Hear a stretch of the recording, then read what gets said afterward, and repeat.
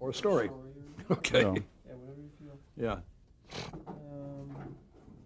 Okay, good. And we're fairly close to that point, as a matter of fact. Yeah. And then we have the pictures to do, and I'm picking Okay. them out now. Okay, good. That's on another card. That's on these cards.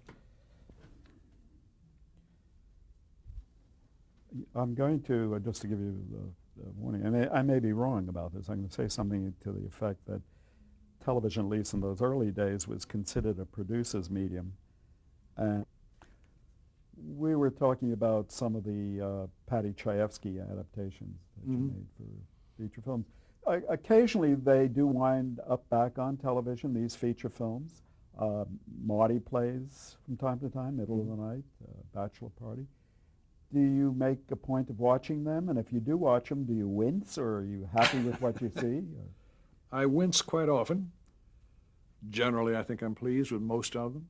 You think they've held up? Some better than others. Marty, I think, has held up remarkably well. It's just quite astonishing. Separate tables, big cast, a lot of stars. 2 Academy Award winners, David Niven and Wendy Hiller, both won awards for that. Seems to me now to be somewhat old-fashioned, and yet I've had a lot of comments from people who have seen it for the first time, or people who have not seen it in a long time, catching it on television and remarking how they liked it and how they thought it played well. The essence of it is there, the drama, the conflicts between the people. And so it's one that I'm very, very proud of. It varies greatly, my reaction to the shows when I see them. If you were to compile your own list of your feature film credits, what would you put on top of that list? Feature film only. I would have to think Marty. Would that be the case in television as well? It would be way up there, but I couldn't say that some of the things that I have done for television on film, I would also include along with the film television. Balanced against the live television is a difficult sort of choice. But I think maybe I would have to say that All Quiet on the Western Front may be the thing in which I perhaps did my best work of taking what was in effect a feature-length, feature-size picture to be done on television through enormous difficulties and getting on screen the quality that I wanted going in. Before we discuss that production in detail, let me ask you, you made the switch from a medium television that generally, at least in the early days, was considered a producer's medium, and you went to feature films, which even to this day is considered a director's medium. Do you think that is accurate, and how did that kind of change affect you personally? I think both statements have some truth to them, but they're not all true. They can't either medium be exclusively one or the other. I would have to think that in my experience, Fred Coe's ever-present presence and the way he molded the shows gently and firmly and kindly, but did the shows the way he wanted them done, would have to force me to say yes. My experience of live television was essentially a producer's medium. Not that we didn't have authority of our own, and not that we didn't do things our way and have our input into casting and staging and all the rest. But Fred was there, and we depended upon him, and we needed him, and we trusted him, and he trusted us. Director's medium, again, you could say, yes, that's essentially true, but you could question where the strongest influences come on a lot of films. A director is the man on a film set who has control of the pacing and the timing and the performing on things which are shot way out of continuity and then put together. And he has input into how they're put together and what their pacing is and all of that. A film set, to my view, does not work if you have a producer standing around all day offering helpful suggestions. I have had that situation only one time, and it unnerved me greatly, and I think the film was not very good as a result of that. But it's the producer's way of working. Would you care to identify that? Yeah, it was Bob Radnitz. The picture was called Birch Interval. Bob is a good friend, still remains a good friend, but his method of working just didn't accord terribly well with mine. And I like a film producer who, yes, is there for any emergency, for any help as needed, has great input in casting and script and sets and everything, but gets out of the way when I'm on the set with the actors, is not there, can be summoned to the set if there's an emergency. But if he does not like what I'm doing, we see the rushes together, see the dailies, we can talk about it. He can get me to change. I can persuade him so that he does not lose contact with the set, but he doesn't control a set. So therefore, yes, I would have to say that probably the major portion of the truth is in both statements, that a film is essentially a director's medium with a lot of input from a lot of creative people. And if anything, I would say that live television was essentially a producer's medium. But even beyond live television, even to this day, we talk about a Stephen Bochco show, and he's the producer-writer, and we don't talk about the director very much. The world of the series television, the 1 hour weekly dramas or comedies, is a cat all its own. It's its own thing, and it doesn't relate to anything else that I've ever known in theater, television, or film. Yes, the producer, being the writer, hires a director, and he can hire him for as little input or as much input as he wants. And often the director does not get to edit the show as he would like to, although the Directors Guild has minimum standards about that. He can be brought in for only one show and then fired off the show if it doesn't go the way the producer wants it to go. The economic strength of those shows flows through the producer and the producing company. That is not at all like the situations that I have had in the television films that I've done, which were much more like live television or like feature films, where the director does have more to say. Films for television, less money, less time, less prestige, longer schedules, and now, today, infinitely more pressure from networks on casting and on script. Infinitely more than used to be the case. But ultimately seen by many more millions of people. That's right. That's right. With usually a great afterlife as well. But the difficulties, the aggravations, the heartaches of doing films are so much greater today than they used to be. In 1967, I believe it was, you came back to working in television. Why did you make that decision? I had come to a dry patch in my film career. I was getting scripts and doing scripts that I really shouldn't have done. I did them for the money. I did them just to keep a career going. I was not really happy in doing them. I hadn't had a picture for some little time where I was really totally wrapped up and happy in what the work was and how it was going. Offer was made by Fred Braga and James Franciscus to do what they termed what would be a feature film, but to be shown on television, with maximum resources coming from NBC and maximum additional sources coming from outside for potential theatrical release around the rest of the world. So they were conceived as being feature films, but to be screened in this country on television. And I thought a little bit about it. I thought a little bit about Heidi being essentially a child's story, a little girl's story. And I started to reject it on that basis alone. And they said, no, wait, we've got a new script, a new idea.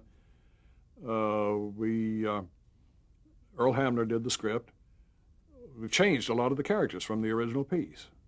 We think that when the audience sees it, they will feel that they are seeing a reincarnation of the book. But a lot of characters have been changed greatly to give them more real motivations for what they are doing. I read the script, I liked it. And we got a very good cast of Jennifer Edwards, who was Blake Edwards' daughter, and Michael Redgrave and Walter Slezak and Gene Simmons and Maximilian Schell. And the lure of shooting in Europe, which I had never done before, half of it in Switzerland, the interiors in Hamburg, was a very great one. So I said, yes, I'll try it. That led to an immediate bunch of additional literary classics, which had not been done on film in a long time, with something to say to a today's audience, molded to be a family-type viewing of David Copperfield with the best, most major cast I ever had in my life, Jane Eyre with George C. Scott and Susanna York, and Kidnapped with Michael Caine, Trevor Howard, and a whole bunch of wonderful British actors. Wasn't that the production of Heidi, and not through no fault of yours, involved in a very controversial incident? Could you describe what took place? Heidi was held on the shelf of NBC for some time. Why, I don't know, but they wanted it to come in the fall season. I was in New York at the time and took myself down to NBC to see the show under the best possible circumstances. So I was sitting up in the old producer's viewing room where Fred Coe had sat to watch the Philco shows years ago, with a monitor tuned in and a big lighted clock up above it. The New York Jets were playing the Oakland Raiders in a very intense and very critical football game, and it was going down to the wire. And I was watching the clock, and I said, boy, we're in trouble.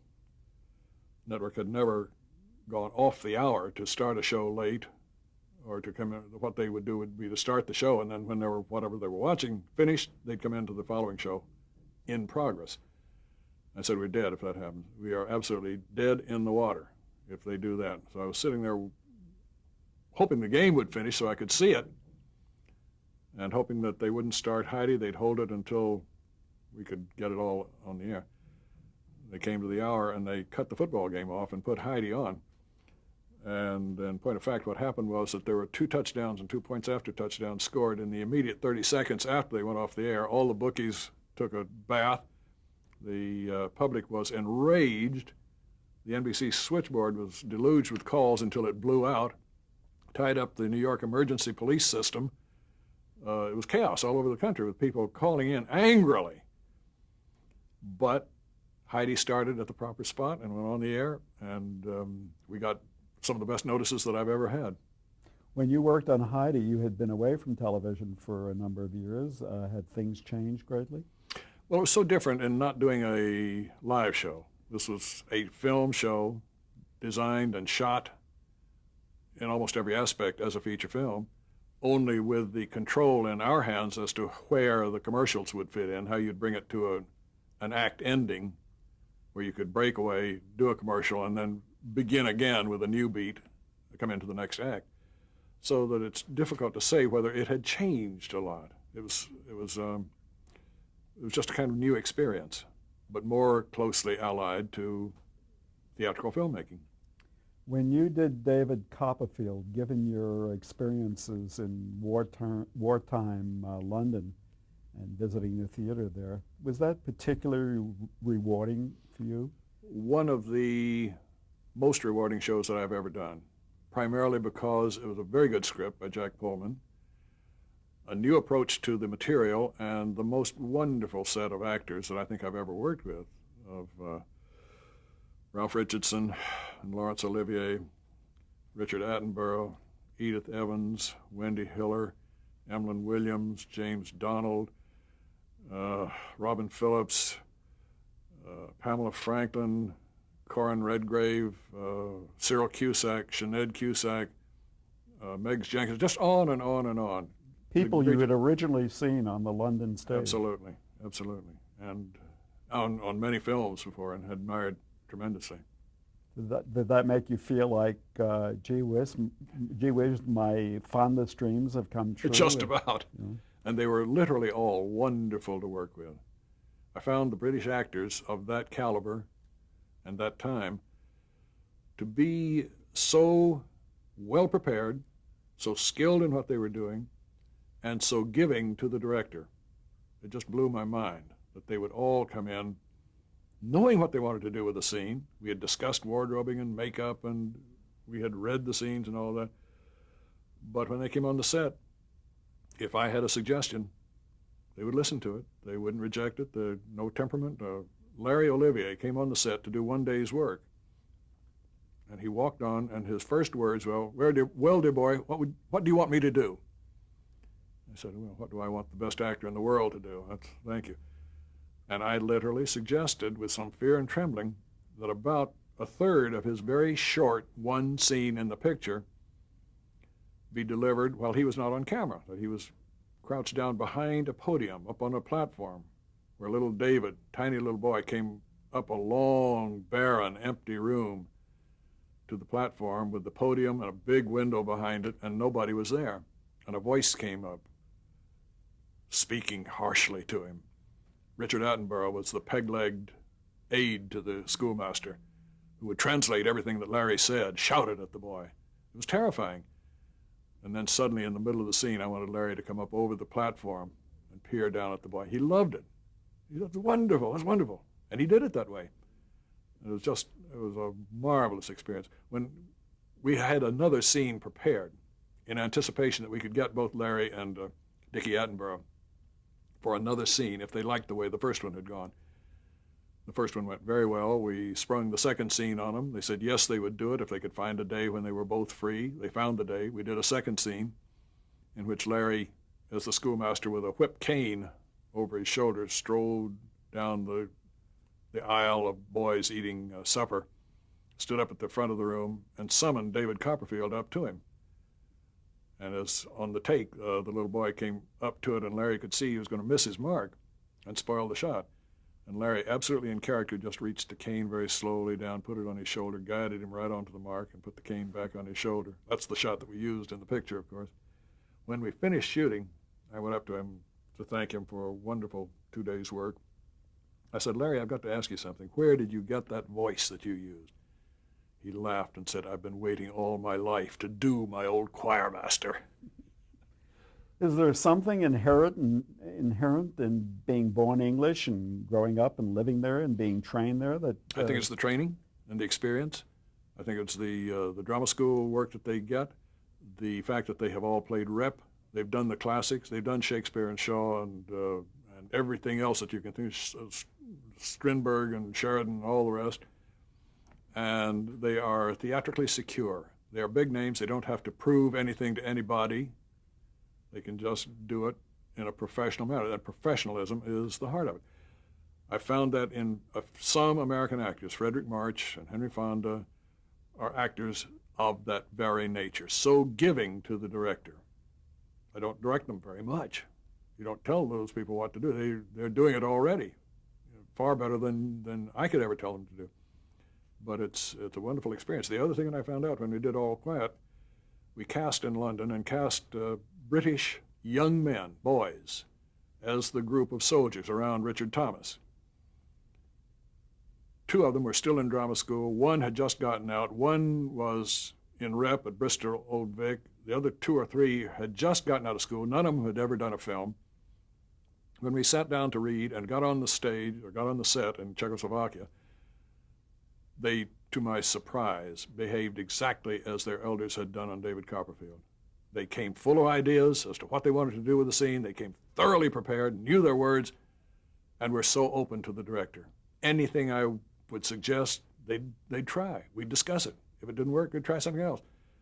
It was happy-making. Earlier you suggested that All Quiet might be very close to the top of your list of credits. How did that assignment come about? Norman Rosemont, with whom I had done The Man Without a Country some years before. A very happy experience, and a picture that is, again, one of my best, without any question. Just suddenly called me one day and said, have some breakfast. Showed me the sketches, said, doing this in Czechoslovakia, would you like to direct it? I said, without even reading the script, I'd like to direct it. And it was a taxing, challenging experience to do the piece. It involved a lot of problems with the script. We got a new writer in to do it, and that writer made changes that we had not talked about. That script came into Czechoslovakia when we had already finished our surveys and dealing with the Czechs about all the equipment and manpower and horses and vehicles that they were to supply on certain days. Endless negotiations. And the script came in, and things had been changed. Norman and I looked at each other and said, what are we going to do? I said, I've got to bring somebody in who will work absolutely selflessly. I will outline the story from the book, and they've just got to write it without any discussion. We haven't got the time to do anything else. He said, well, we've got to call the first writer, the second writer, the one who had done the rewrite, and let him know that's what we're going to do. I said, fine. Called him in New York. He realized what had happened. He said, yes, give me a couple of days. I've got something to complete, and then I'll be over there. In those couple of days, I outlined the whole script from the book, handed it to him, and he got there. He sat down at the typewriter in his room and wrote scene by scene what I had written. He'd bring it up. I'd make corrections, suggestions, send it back to him. He'd rewrite it. No argument, no discussion. He just did it. Who is that writer? Sidney Carroll. Oh, One of the best writers I've ever worked with. I had the pleasure of interviewing him. Sidney was a wonderful man, and he did that completely as I had suggested was necessary for him to do, and very happily. And it was a great experience. Didn't you have some doubts about doing a World War I drama that was already a classic feature film and was shown from the point of view of what was then the enemy? Yeah, I did. But the first film is so old, the acting styles are so bravura and so out of sync with acting styles today, and it is seen really only in library settings. It's a library classic. You don't show it to a modern audience. It's black and white. It's a very primitive picture, one of the very first sound pictures ever made. And I felt that it was time to redo it and to adhere as completely as I could to the original book. So I didn't see the Lewis Milestone film until after we had finished. And I was totally amazed how close we were in scenic structure, in the scenes that we had eliminated. You really had not seen the film? I had not seen the other one. I remembered it vaguely from the past. I was amazed where we had made some changes. He had selected one thing to emphasize, I had selected another. But they were both very much in sync. And Lou Ayres, close friend, was the first person to call the night we went on the air. The show was just going off the air, had not really gone off the air when the phone rang, and it was Lou calling to say, what a great show. It was a wonderful show. I'm so proud of you. We should explain that Lou Ayres was the star of the first feature film. He was the star. Yeah. This production also reunited you with your star from Marty. Ernie Borgnine. And I was delighted to get him, and he was delighted to get me, and it had been exactly 25 years since we had last worked together. So I approached it with some fear and trembling, wondered whether I had changed, whether he had changed, whether the circumstances were so different that we would not be in the same kind of sync that we were when we did Marty. We fell right back into the same working relationship, happily, well. One of the things that made that picture work so well was that Ernie and Richard Thomas underwent every hardship that the rest of the company, the extras and all the rest went through. The marching, the drilling, the bayonet practice, the charge across the battlefield and the retreat back across the battlefield. There's old Ernie, older than anybody on the field, slogging along, carrying his rifle, participating in every part of the planning and doing of that picture. And that's what made the morale so good. The kids could not do any less if the old man was going to do that. The role called for him to be the oldest. Oh, yeah. Oh, absolutely. Yeah. He's the mentor of the group, the mother hen who takes the new chicks in under his wing and brings them up and then gradually loses them all through the action of the war.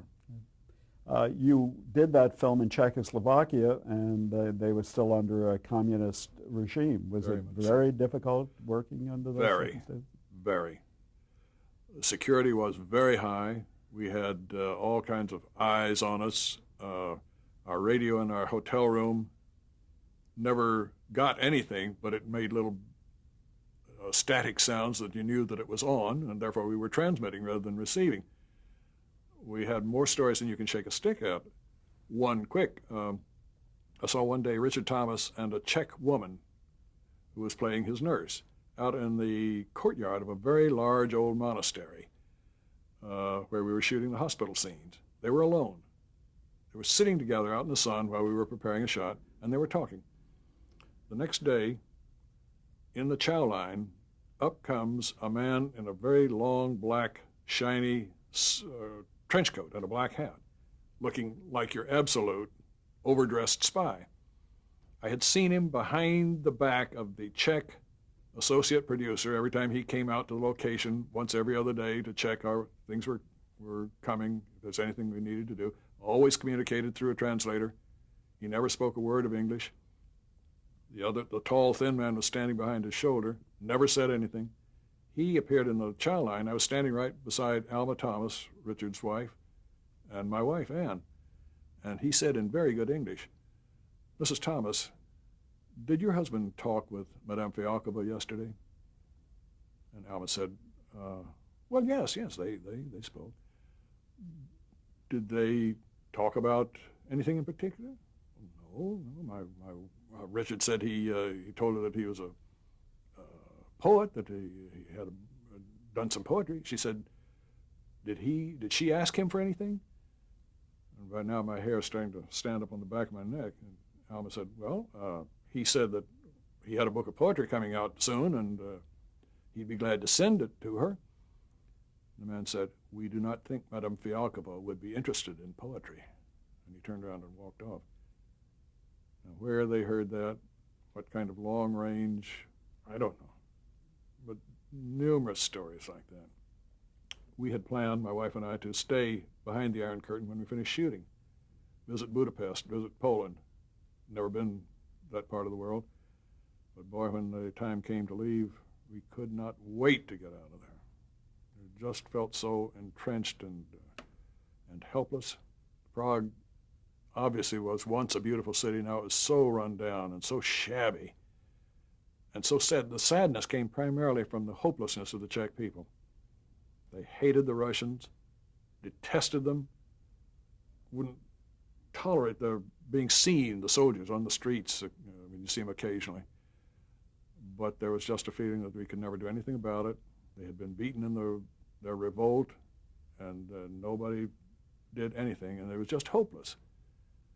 It was so sad. It was just so frustrating. The decision to film there was strictly an economic one, I take it. It was also the fact that when Norman Rosemont went to survey the land, he went to the Bavarian studios in Munich and asked them where to find pre-World War and World War villages and houses and that sort of thing. And they unanimously said, go to Czechoslovakia. Everything of that nature has been destroyed in this country. France, you won't find it. Try Czechoslovakia. The two studios in Prague, Barrendorf and Kratky, were very anxious for that cooperation. They wanted the hard money. They wanted cooperation and contact with the Western world. They wanted the distribution rights for Czechoslovakia and other parts of the Iron Curtain countries. And they were enormously cooperative in every possible way. The language barrier was fantastic. You couldn't understand a word. Everything was through translators. Except one day, my little white-haired driver who had never said a word, never spoken a word of English the entire time he drove us back and forth to the sets every day. Late in the shoot, one day somebody in the back seat said a joke of some kind in English, and the driver started to laugh. And then he suddenly clammed up, clutched onto the wheel, kept going. It was a fascinating, horrible, wonderful experience. As your career progressed, so as it must for all of us, your age progressed. Yeah. Did you experience very keenly ageism in the television industry? Absolutely. Right now. I haven't had a script offered to me in about 3 years. And you think it's because of your age? I'm sure it is. Part of the fact that my wife is ill and I've been taking care of her, and now I've suddenly got a couple of scripts that are waltzing around with possibilities, and if that happens, I might go back to work. We must stop here.